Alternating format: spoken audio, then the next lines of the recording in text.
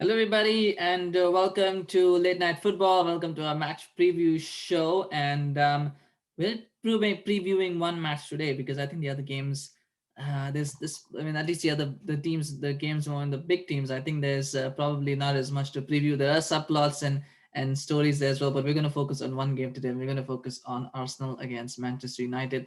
A historically big clash once upon a time. I mean, I'm old enough to remember that these used to be title clashes once upon a time. Then they became top four clashes. Then there was a time when they were mid-table clashes. Brief time, very brief. But I mean, it's the evolution of this. It's a historic rivalry. It's a big one. I think a lot of United fans do want to win against Arsenal. I think a lot of Arsenal fans want to win against Man United as well. So it's still something that holds a lot of weight for the fans, at least the game. And this season is no different. I think it's a very interesting clash. I think this is now a top four clash. I think we have to say, just based on Arsenal's form in the last few weeks, I think this is now a top four clash. Because I think if Arsenal win this, there's a really, really good chance for them now to bring themselves back in that conversation for the top four. And there are reasons for that, and I will talk about that now in a little bit. But I'll go through the team first, and then I'll tell you why this is such a significant clash now. But I mean, let's start with Arsenal. Let's start with the home team first. Let's start with Arsenal. Contrast that to a month ago when everything seemed like you had this Man City defeat and everything looked just doom and gloom for Arsenal. It just looked like where are they going to go next? How long is Arteta going to last in the job? Is he going to be sacked? What's going to happen? They come up against Chelsea and they just beat them. They just steamroll them. It's a massive win that they get. And fast forward now, the Chelsea manager is no longer there. The Chelsea has changed their manager. I mean, they've gone and changed their manager, and Arsenal are going sort of from strength to strength. They had a bit of a setback in the FA Cup. I think that was largely because of the fact that they don't have squad depth. But I think they have got 12, 13, 14 now good players that they don't need, if they don't have to rotate too much, and a lot will depend on what happens with the Europa League. But I think if they don't have to rotate too much, I think they've got a good enough squad that from the next 18 games, I think they can easily look at about 10 or 15 wins from those 18 games. I think they've got a good enough squad to get somewhere around that number between 10 to 15 wins from those 18 games. And then that may be enough for them to at least seal a top six spot, maybe even look at a top four spot. But I think they've got a good enough team. There obviously injuries and things like that will play a part. But if they can keep those 12, 13, 14 players fit, I think they've got a good chance as any of getting into the top four. But I think there's a very subtle look. Obviously, there's lots of injury concerns. I mean, I always hate the word when people say it's a doubt, because to me that's just like that sometimes just feels like managers play mind games, and it's hard to say what's real and what's not. I think Tierney being a doubt, I think he will start. Partey being a doubt, he will start. Emil Smith Rowe being a doubt, he will start. I mean, I'm just assuming that all the doubts are going to start, and that they're just like trying to get maybe he's not going to play and we don't know, trying to befuddle the opposition. So I think those three will start. I think Aubameyang, it's a bit of a different issue. He's had a family issue, so that's a little bit of a question mark there. I think I still think that he will probably start. I think he'll probably come back and play this game. Maybe not, but we'll see. But I think he will start. And then you've got obviously the other players. I think the Arsenal lineup pretty much picks itself in some cases. You've got I think Aubameyang, Lacazette, and Saka will start. If Aubameyang is unavailable, then I think Martinelli will come in to play that side. I don't think Odegaard is going to start. I thought Odegaard was a number 10, but apparently he's more of a right winger these days. But I don't think he's going to start. I think Saka should keep his place. I think he deserves to keep his place on the right. So I think Martinelli will come in on that left-hand side. So then we've got that three. And I don't think the drop-off is huge from Aubameyang to Martinelli. I think that's not that huge of a drop-off. So I think that should be fine. And then you've got Emil Smith Rowe. I think Partey and Saka will probably start. I think he's going to go with two CDMs against United. I think that's just what he's going to do, because I think that just makes sense. And then the defense, I think, pretty much picks this up. I think you're going to go with Rob Holding and Gabriel. Maybe David Luiz comes in instead of Rob Holding. I'm not sure, but I think Holding and Gabriel have been doing pretty well. So I would figure that those two will probably hold the fort down there, and then you've got Bellerin and Tierney starting on either side. So again, that's what it is. I think that's going to be Arsenal's lineup. It looks so settled, doesn't it? It just looks so settled. I think that's something we haven't talked about Arsenal for a long time. They look so settled. They look in good form. They're really kicking. And I think the Southampton win was really important because they came back from 1-0. It's so easy. When you're 1-0 down against a team that's beaten you just a few days before, heads can drop, but they didn't let it drop. They went ahead. They went for it. They went ahead. They won the game very convincingly 3-1. And not just that, they had a few fringe players perform. I thought Cedric did really well. I know he had a lot of criticism, but he did really well.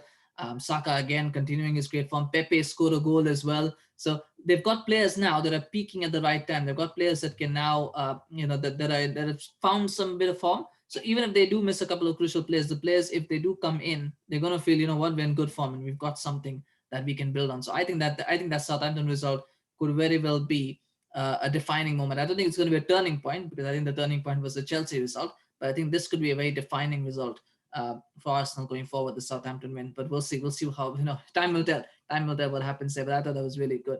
Now we come to Man United, and I didn't do the reaction for the United Sheffield game. I had something else that day. I think maybe mercifully, I think that probably was a good thing. That probably was, I don't know whether it was a good thing or a bad thing, but I mean, and this is typical United, right? They go and they beat Liverpool in a game. I didn't think that performance was anything worth writing home about, to be honest, against Liverpool. I think they had a lot of issues defensively that Liverpool failed to capitalize upon. Liverpool had their own issues defensively, which allowed United to score 3 goals that they probably should not have scored. They probably only deserved a goal out of that game. I think the other 2 goals were really errors. There was a free kick and an error from Reece Williams. So I don't think it was great performance, but you had this belief that United can just pull things out of the hole, that they can always drag themselves out of the holes that they dig for themselves. They can do that. And you just thought there was something there. And then it's typical United. They go to Sheffield United, the bottom team, and they just go and lose. And obviously it happened time and time again that they've done it. And they just show that that's what they're capable of. That's what their level is. So I think as many questions as the Liverpool game seemed to have answered, I think now this game against Sheffield has probably thrown up even more questions. So what happens? I mean, there's obviously going to be reactions, and I think the biggest one, the issue for me is the problem that the game, that Sheffield game has thrown up, is around the fact that there's one critical area that will need to be addressed before the game, and based on what he decides, that's going to decide whether they win or lose the game. The problem is where there was a decision to make. Now there doesn't look like there's going to be a decision to be made. So the biggest thing is central defense. Who starts in central defense? It's Harry Maguire, and who's going to start with him? Is it going to be Eric Bailly? Is it going to be Victor Lindelof? Or is it going to be Axel Tuanzebe? I'm not sure. I mean, Eric Bailly supposedly has a knock that he picked up in training. Now, normally I say this, he's a doubt, which means he should start. But then the issue with Bailly is it's never, something as innocuous as a knock could be, could end up costing him 2-3 months of his career. That's the way he has gone throughout his career. So I don't know about that. Even if he was fit, will Solskjaer decide that I would rather pick Lindelof, because Lindelof is his fall guy, is the guy that he always goes to. It's Maguire and Lindelof, and he doesn't know what to do. That's his answer. But the Lindelof apparently has back problems of his own. But again, he's a doubt, so he probably would start as well. And then you've got, if neither two of those start, then you've got Tuanzebe. And can he start? I don't think Tuanzebe will start. If Bailly or Lindelof are good to go, Tuanzebe doesn't get a start. That's quite obvious. Even if Bailly or Lindelof are about, say, 70-80% where there's a risk that they might get injured, but they'll play the game, I think he'll play them. I think Tuanzebe's time is up as a centre half. For now, I think his time at United is up as a centre half. He might have to go on a loan at the end of the season, see if he can rebuild his career. But I think for now, he's never going to get the run of games that he needs to establish himself in the team. That's just not going to happen. And we've seen now that giving him a game here, giving him a game there, it's just not going to work. It's not going to work with him. So I think for him, that's an issue. But then there's another problem issue where he might be a solution. But we'll talk about that in a second. I think it will be Maguire and Lindelof. I think who will start. I don't think it will be Bailly. I think it will be Lindelof. And once you start Maguire and Lindelof, you've already lost the game, I think, from United's point of view. So I think that's, and I think in this case, I don't even think he has an option, but I think even if he had an option, he probably would go with Maguire and Lindelof. And I think that will cost him the game against Arsenal. So that's going to be what's going to happen there, those two. I think Luke Shaw will come in. He has to come in, so he will come back in. He was rested. And I think Van Bissaka was sub. But for me, Van Bissaka has not really done a lot. And I would like to see Axel Tuanzebe started right back. I don't think he's, I think playing him as a right back has 2 advantages. One, he's not that bad defensively. I think defensively, he's probably at the same level that Van Bissaka is right now. And, offensively, Van Bissaka doesn't offer much anyway. So maybe Tuanzebe might be some sort of upgrade. We don't know. And the thing is, playing him right back then gets him in game sharpness and match sharpness, that if you need to play him as a center half, you can play him there. That's just my opinion, but I just feel like it's going to be Van Bissaka starting. So that back 4 is going to start. You just kind of know that Shaw aside, those 3 are going to do something that's going to cause them problems. I can't see those 3, stopping Lacazette and Aubameyang or Martinelli, whoever it is. It's going to be a real problem. And I think Saka is going to be a handful for Shaw on the left-hand side. And then you've got to look at who's going to start ahead of him, because now the other issue is you're going to start McTominay and Fred in midfield. Again, that's a given that that's going to happen, because you're going to start Lindelof and Maguire, then you have to start McTominay and Fred in in midfield. Again, just the reaction to what has happened at Sheffield is the fact that they tried to be a little bit more offensive and he's got burned. So now he's going to go back to what he knows, which is trying to park the bus and hit on the brake. So you're going to start McTominay and Fred in midfield. So where do you put Pogba? And do you put Pogba as you've got to play Pogba as a winger. And the reason why I have to play him as a winger, again, these are things, there's so many questions that have popped up. You have to play Pogba as a winger because Martial does not deserve to start this game. He should not be anywhere near the starting lineup for this game. He's been abysmal for a while. We've said this on the show as well. He's not looked at it this season at all. Maybe it's complacency, maybe it's something else, but it has been a problem. So you can't start Martial. You probably would not start Greenwood in a game of this magnitude. It's probably, he's probably not going to start him either. So then you've got to start Pogba as a winger, because that's the only other option, unless you bring in Daniel James. I wish you'd bring in Daniel James, but then Daniel James will have the same problem that Tuanzebe had, where he has not played a lot of games. So you're looking at Pogba, and then you're looking at Rashford and Cavani as your other two. So where do you play Pogba? Do you play him on the left? Do you play him on the right? If you play him on the right, Tierney is going to have a field day on that side, where he's going to keep bombing up and down, and Wan-Bissaka will have no answer what to do to him and how to deal with him and Aubameyang on that side if Aubameyang plays, or Martinelli. So that side's going to be locked. If Pogba starts on the left, then Saka has a free run on that side, where he can do whatever he wants, where he's not going to be providing much support to Shaw. So Fred will have to probably do that. So, I mean, it is so many questions. And then if I just see that that's going to be the front three. It's going to be Rashford, Cavani, and Pogba. I think Pogba might start on the right, just the way that they played against Liverpool. I thought that was a good decision because Rashford has the beating of Alexander-Arnold. But I think he might just say that Pogba should play on the left and let Rashford play on the right. Just to provide a little bit more support and pace for Wan-Bissaka, defensively to help him against Tierney. But I don't know. I mean, either way, I don't see that being much of a game changer to what the result will be.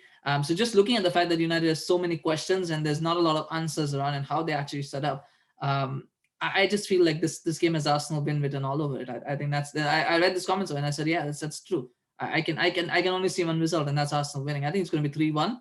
I think the one goal will be a lucky goal for United. I think I would even say 3-0, but I think maybe it'll be 3-1 to Arsenal. But it's going to be a win. It's going to be a win for Arsenal. I just feel like this is, the problem for United. This has been a real consistent issue that has been there, is the fact that United, when they win, everything seems hunky-dory. Everybody thinks that it's all great, but they've never looked convincing in any of the wins that they have got. I think you can probably count on one hand the number of times those have been convincing wins. That not many. I think maybe the Leeds one probably, and maybe the Newcastle one, though they got 3 goals in the last 10 minutes. I think those are the only 2 ones that have looked convincing. Every other win, there's always been, some issue with either it's a penalty, it's a deflected shot, it's a hatful of chances missed by the opposition, a last minute a daft decision by the opposition player to stick his hand out, something or the other. So I mean, it's just been one issue after the other, and they've never looked convincing. And that, when you lose, that kind of, gets magnified and it comes in focus. And so what do you do now? So I think that's what's going to happen. I think that that's the team that United are going to play. The one that I just mentioned, it's going to be De Gea, Shaw, Maguire, Lindelof, Wan-Bissaka, Fred, McTominay, Pogba, Cavani, Bruno, and Rashford. And I think it's just it's not good enough, is it? It doesn't look like it's going to be able to stop Arsenal. I just can't see it. I think Arsenal, they press high, they press hard. They've got a lot of they now look very settled offensively. Thomas Partey has now started to look a little the player that Arsenal thought they were getting. He's starting to impose himself on the game as well. So I just can't see how United are going to score a goal or two in this game. They're going to need to score at least 2 to win this game. That's for sure. And I just can't see them scoring 2 goals in this game, and I can't see them keeping Arsenal out. So I mean, it's definitely going to be an Arsenal win. I think objectively speaking, it's going to be an Arsenal win. So that's my prediction for that. I think just very quickly, there's other games happening, obviously, and I'm not picking those because I think story-wise, I don't think there's any game that's really difficult to predict. I mean, obviously, it's a strange season and things happen, but I think City should beat Sheffield United. I mean, Sheffield United might have a little bit of confidence going into this game, thinking, what, we've beaten Man United, we've got something, but I mean, that's Man United, and there's Man United, and then there's Man City. And I think City will have an easy. I think it's going to be 5-0 to Manchester City. I think they score 5 goals now every game. That's their quarter. So I think they're going to score 5 again. I can't see Sheffield scoring any goals. I can't see them. I can't see City being as bad defensively anyway as Sheffield, and I don't see how they concede goals. So yeah, I think it's going to be 5-0 to City. It's going to be easy. The other one is got Chelsea against Burnley. I expect Chelsea to win. I know Burnley got a nice little result against Aston Villa, but you feel Chelsea at home now. I think with Tuchel coming in, this is going to be the game where I think he's going to start to impose. I think the last game was, a little bit. He hadn't really taken over the team. It was just a couple of days. I think this game we'll probably see the start of the real start of Tuchel's reign. So I can see him pick up win, maybe 2-0, 2-1, but it's going to be a win for Chelsea. That's what I'm thinking. I mean, West Ham, Liverpool are now back in form. West Ham actually fighting for Champions League place too. By the way, they're 5th right now. But I can see Liverpool now kicking on and getting that win that they need. So I can see them winning this one. Liverpool, I think it's going to be tight. It's probably going to be 2-1. It's going to be tight, but I think Liverpool will pull it out. I think they'll win that game. And we will have Ayush here to analyze that game with us. So stay tuned. So watch out for that one on Sunday. He's going to be here. And then finally, we've got Brighton against Tottenham, and that's a difficult one. That is a difficult one to predict. I think Brighton are not in very good form. Then Tottenham are not in very good form either. So what do you expect? Conventional wisdom suggests a draw, but I don't like to predict draws. I like to predict winners. So I'll go with Tottenham just because of the fact of the name. It could easily be a Brighton win or a draw, but I'll just go with the win because I don't like predicting draws. So I'm going to go with the win for Tottenham. It might come back to bite me, but I think it'll be a 1-0 win to Tottenham. That's what I'm going with. So I think Brighton's issue is scoring goals, and Tottenham's issue is keeping teams out after scoring early. So we'll see what happens. I'm just going with 1-0 to Tottenham because at some point it has to work, right? At some point it has to work. So maybe it will work this week. So I'll just go with a 1-0 to Tottenham for that reason. But it could easily be a win or a draw for Brighton, a win for Brighton or a draw. So we'll see what happens. But anyway, do smash a like if you enjoyed this video. Please let me know in the comment section, what do you think is going to happen in the games today? What do you think Man United should do? What do you think Arsenal should do? What do you think the score is going to be? Let me know what you think. Always love hearing from you. Want to get your thoughts on this as well. And please do remember to subscribe to the channel if you're new. If you're watching this on YouTube, we want to grow the channel, and your support really helps in keeping that going and helping me produce more and more videos. So if you want to see more videos, please subscribe, and you can get this content, amazing content, all for free, of course. So thank you so much. Have a good day or night, whatever time you're watching this. Enjoy the games, whichever one you're watching, please enjoy. And we'll see you again tomorrow with the match reactions for the Arsenal. We'll do match reactions for the Arsenal Man United game, and then of course we'll take it from there. So thank you so much. Take care. Bye bye.